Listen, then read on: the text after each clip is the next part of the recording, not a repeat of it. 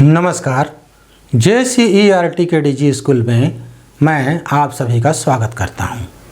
कक्षा 7 के विद्यार्थियों, हम लोग इस वीडियो में सामाजिक विज्ञान में भूगोल पढ़ेंगे। पुस्तक का नाम है पर्यावरण और हम, और इस पुस्तक का अध्याय 10 हम लोग पढ़ रहे हैं। पिछले वीडियो में हम लोगों ने रेगिस्तान में जीवन के तहत गर्म रेगिस्तान के बारे में पढ़ चुके हैं, और अब इस वीडियो में हम लोग ठंडा रेगिस्तान के बारे में पढ़ेंगे। बच्चों, लद्दाख जो कि हमारे देश भारत में है, और यह एक ठंडा रेगिस्तान है। ये लद्दाख शब्द दो शब्दों के मिलने से बना है, ला और दाख। बच्चों, ला का अर्थ है दर्रा। दर्रा मतलब पहाड़ों के बीच का जगह या पर्वतों और पहाड़ों के मध्य पाए जाने वाले आवागमन माने आने जाने का रास्ता। तो ये ला का अर्थ दर्रा हुआ और दाख का अर्थ होता है देश। तो लद्दाख का अर्थ हो गया दर्रा वाला देश।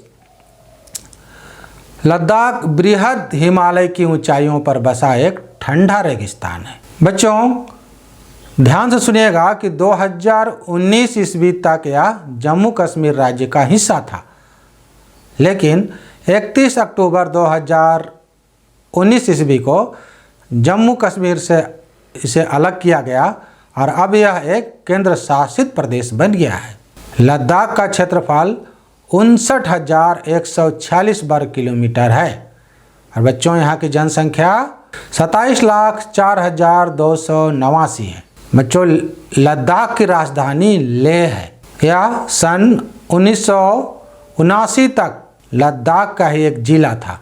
प्रशासनिक सुगमता हेतु इसे जून 1919 में लेह एवं कारगिल दो जिलों में विभक्त किया गया, दो जिलों में से बांट दिया गया। तो चलिए बच्चों, हम लोग लद्दाख की स्थिति एवं विस्तार भी समझ लेते हैं कि यहाँ कहाँ स्थित है और कहाँ तक का इसका विस्तार है।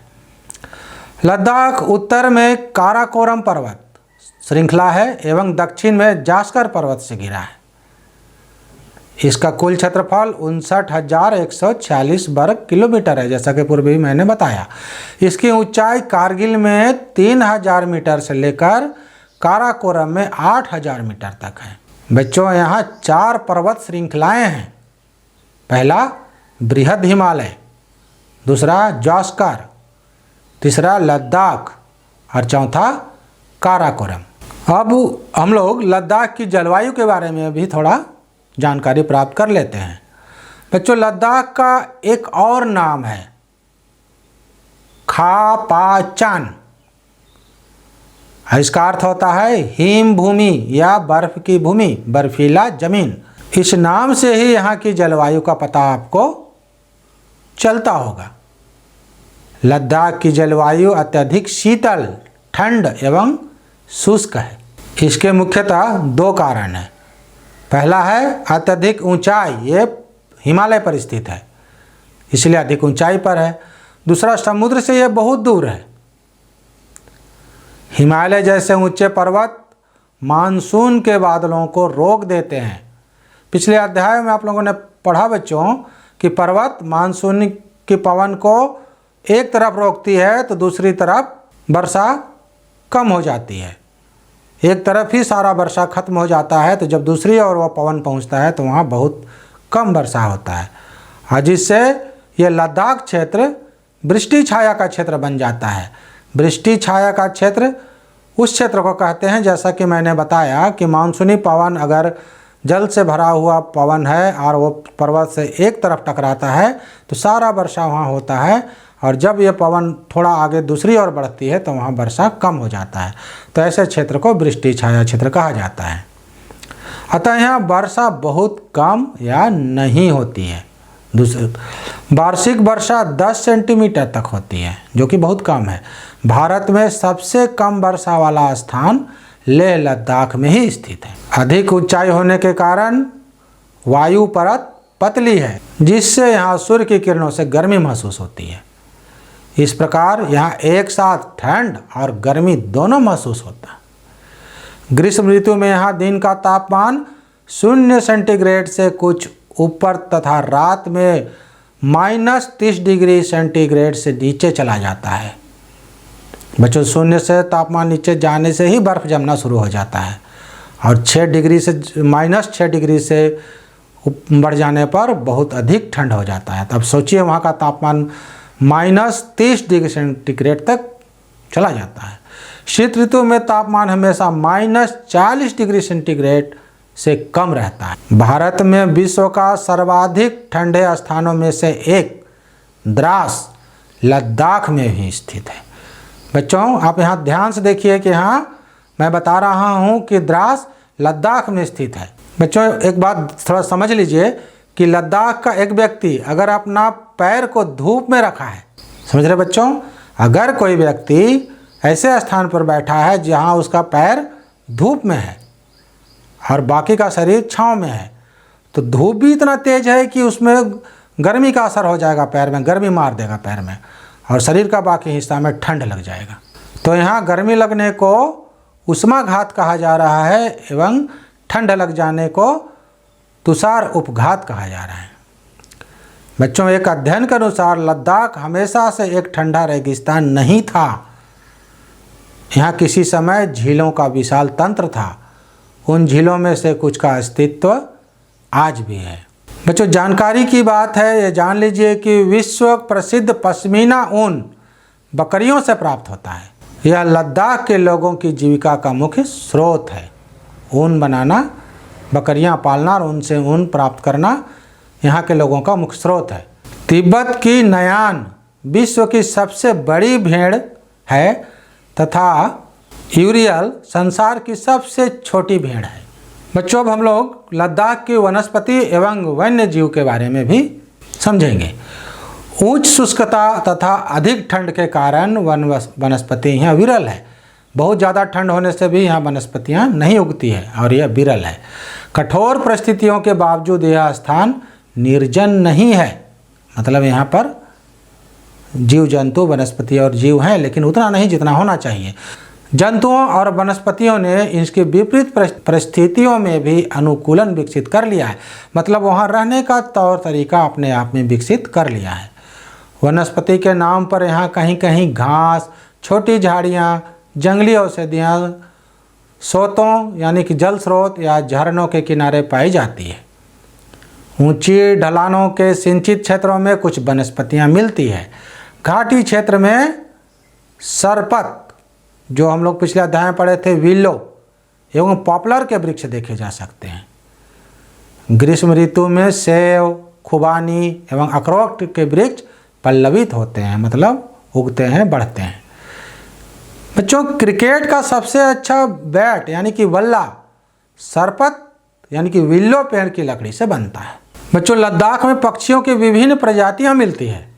इनमें से अधिकतर प्रवासी पक्षी हैं। प्रवासी मतलब दूसरे देशों से यहाँ पर आते हैं और फिर चली जाती है, और ये गर्मियों के मौसम में देखे जाते हैं। गर्मियों में यहाँ आते हैं ये पक्षी और फिर वापस चले जाते हैं। यहाँ के पक्षियों में रॉबिन, रेड स्टार्ट, तिब्बती स्नोकॉक, रेवेन हुप, कुलिंग, दहियल, थिरथिरा, हुदहुद आदि प्रमुख हैं। यहाँ पर पक्षियों की लगभग 225 प्रजाति देखी गई है। 225 प्रकार के पक्षी यहाँ पाए जाते हैं। लद्दाख के स्तनधारी पशुओं में बच्चों मुख्य रूप से दुर्लभ साकीन, याक, तिब्बतीय भेड़ जिसको नयान कहते हैं, नीली भेड़ जिसको भराल कहते हैं, जंगली बकरी, कुत्ते, खरगोश, हेम तेंदुआ, तिब्बती हिरन आदि शामिल हैं। हाल ही में यहाँ तिब्बती रेतीली लोमड़ी भी खोजी गई है। इन जानवरों का उपयोग दूध, मांस, खाल प्राप्त करने के लिए किया जाता है। बच्चों, जानने योग्य बातें हैं कि चीरू या तिब्बती एंटीलोप एक विलुप्त प्रायः जीव है। इसका शिकार शहतूश नामक ऊन के लिए किया जाता है। यह ऊन वजन में हल्का एवं अत्यधिक गर्म होता है, तो ऊन प्राप्त करने के लिए इसका इतना शिकार हो गया कि यह विलुप्त हो रहा है। बच्चों, अब हम लोग ठंडा रेगिस्तान लद्दाख के निवासियों के बारे में भी कुछ जान लेते हैं। लद्दाख के लोग मुख्यतः बौद्ध और इस्लाम धर्म के मानने वाले हैं। इस्लाम धर्म को मानने वाले लोगों की संख्या कारगिल में अधिक है, जबकि बौद्ध धर्म के अनुयायियों की संख्या लेह में अधिक है। अनुयायी मतलब बौद्ध धर्म को मानने वाले। यहाँ के लोगों की मुख्य भाषा लद्दाखी है। जो शिक्षित हैं, जो विद्यालयों में कॉलेजों में पढ़ चुके हैं, वे हिंदी, उर्दू और अंग्रेजी भी जानते हैं। यहाँ के लोगों का मुख्य भोजन थुक्पा तथा सांपा है। थुक्पा बच्चों नूडल सूप होगा, और सांपा जो है यह गेहूँ या जौ के आटे से बनता है। यहाँ के मुख्य संगीत वाद्य यंत्र सुरना और दामन मतलब शहनाई और ड्रम है। मुख्य खेल अब आइस हॉकी है। यहाँ के समाज में महिलाओं का स्थान ऊंचा है। लद्दाख क्षेत्र में अनेक बौद्ध मठ अपने परंपरागत गोम्पा के साथ स्थित हैं। बच्चों ये बौद्ध मठ में धार्मिक स्थल गोम्पा होते हैं, वहाँ स्थित है। हेमिस, थिक्से से लामापुरु कुछ प्रसिद्ध मठ हैं। हेमिस त्यौहार यहाँ का प्रसिद्ध त्यौहार है बच्चों, जो जून के महीने में मनाया जाता है। इसके अलावा सितंबर में लद्दाख महोत्सव एवं मई जून में सिंधु दर्शन यहाँ का मुख्य उत्सव है। ग्रीष्म ऋतु में यानी कि गर्मियों में यहाँ फसलों की खेती होती है। मुख्य रूप से जौ, आलू, मटर, सेम एवं शलजम की खेती होती है। 3000 मीटर की ऊंचाई तक गेहूं उगाया जाता है। फसलों की खेती के साथ साथ फलों की खेती एवं पशुपालन भी यहाँ के लोगों का पेशा है। बच्चों भारत सरकार के रक्षा अनुसंधान एवं विकास संस्थान, जिसको DRDO कहा जाता है, यहाँ के मौसम के अनुकूल फल और सब्जी उत्पादन के लिए नई तकनीक विकसित की है। जाड़े के दिनों में यहाँ के लोग अनुष्ठानों एवं उत्सवों में व्यस्त रहते हैं, क्योंकि इस समय मौसम बहुत कष्टकारी होता है। मौसम के कष्ट से अपने आप को अनुकूलित करने के लिए, सामंजस्य बैठाने के लिए अनुष्ठान करते हैं। महिलाएं घर एवं खेतों में काम करने के साथ साथ छोटे छोटे व्यवसाय भी करती है एवं दुकानें संभालती है। इस समय शॉल, कालीन, चटाई आदि बुनने का कार्य होता है। वर्तमान में पर्यटन लद्दाख का एक मुख्य क्रियाकलाप है। बाहर से जो लोग लद्दाख की सुंदरता देखने देश विदेश के लोग आते हैं, उनसे यहाँ के लोगों का रोजगार चलता है। देश विदेश से अनेक पर्यटक यहाँ आते हैं। गोम्पा दर्शन, घास के मैदान, हिम नदी की सैर तथा विभिन्न अनुष्ठानों को देखना यहाँ के मुख्य पर्यटक आकर्षण हैं। इन पंक्तियों को आप ध्यान से याद रखिएगा कि यहाँ पर्यटक क्या देखने के लिए आकर्षित होते हैं। तो गोम्पा दर्शन के लिए आकर्षित होते हैं, घास का मैदान देखने लायक है, हिम नदी की सैर यहाँ करने आते हैं, और जो यहाँ स्थानीय अनुष्ठान होता है उससे यहाँ पर्यटक आकर्षित होते हैं। मई से अक्टूबर तक यहाँ पर्यटन का अनुकूल समय है। अगर कभी आप लद्दाख जाना चाहें तो मई से अक्टूबर के बीच जाएं। लद्दाख का सबसे बड़ा शहर लेह है, जो श्रीनगर से सड़क मार्ग से 434 किलोमीटर की दूरी पर है। राष्ट्रीय राजमार्ग संख्या 1 कश्मीर घाटी को लेह से जोड़ती है। मनाली लेह राजमार्ग 4 दर्रों से गुजरता है, मतलब पहाड़ी रास्ता से गुजरता है। रोहतांग ला, बरालाचा ला और लुडंगा लाचा ला, टंगलंग ला, यह मार्ग सिर्फ जुलाई से सितंबर के बीच ही खुलता है। बाकी समय में यहाँ बर्फ भरा रहता होगा, जो कि आप मेरे पीछे भी देख रहे हैं। तो बच्चों, रेगिस्तान के जीवन के तहत हम लोग 2 प्रकार के रेगिस्तान के बारे में पढ़े। पहला गर्म रेगिस्तान, जिसके अंतर्गत हम लोग सहारा रेगिस्तान के बारे में पढ़े। दूसरा ठंडा रेगिस्तान, जिसके अंतर्गत हम लोग लद्दाख रेगिस्तान के बारे में पढ़ लिए। अब आप समझ गए होंगे कि रेगिस्तान का अर्थ सिर्फ बालू ही बालू नहीं होता है, बर्फ़ से ढका क्षेत्र भी रेगिस्तान कहलाता है। तो बच्चों, यह अध्याय यहाँ समाप्त होता है। आप ध्यान से पूरी पुस्तक को पढ़िएगा और जो कुछ भी समझ में ना आए अपने वर्ग शिक्षक से सहायता लीजिएगा। आप मुझे भी संवाद लिखकर हमसे भी आप बात कर सकते हैं, जानकारी प्राप्त कर सकते हैं। और प्रतिदिन बच्चों लिखने का अभ्यास जारी रखिएगा, खेलिएगा, अपने स्वास्थ्य पर ध्यान दीजिएगा और खुश रहिएगा। इसके बाद बच्चों हम लोग इस अध्याय में जो अभ्यास दिया गया है उसके उत्तर जानेंगे कि किस प्रश्न का क्या उत्तर होना चाहिए, और फिर उसको आप अपने शब्दों में लिखने का अभ्यास कीजिएगा। तो बच्चों, धन्यवाद।